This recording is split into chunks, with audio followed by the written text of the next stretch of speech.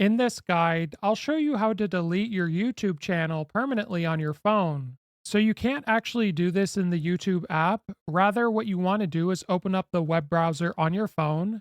And from here, you want to type in youtube.com and you want to search. And this is going to bring you to the YouTube website.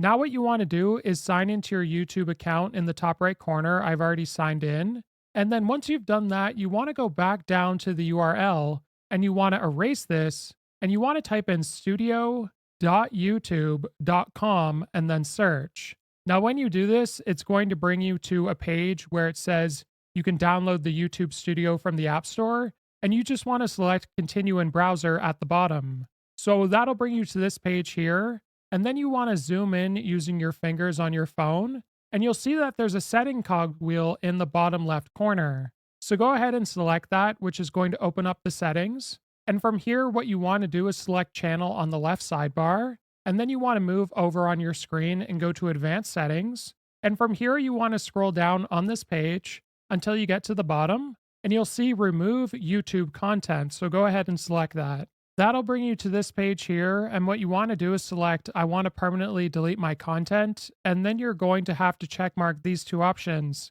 So have a read through it. It's essentially going to delete everything. And although your YouTube account will still exist, everything will be deleted from it. Now, to my knowledge, the only way to totally remove your YouTube account is to actually delete your Google account. So this is a great alternative to that where it essentially just deletes everything anyways. So what you want to do is select delete my content at the bottom. And then it'll give you this warning saying you're about to permanently delete everything. So you're going to have to type in your channel name in this box. And if you're okay with deleting everything, select delete my content in the bottom right corner. And it does state here that it should only take a few minutes, but in some cases it can take up to a couple days. If this guide was helpful, like and subscribe, and we'll see you in the next one.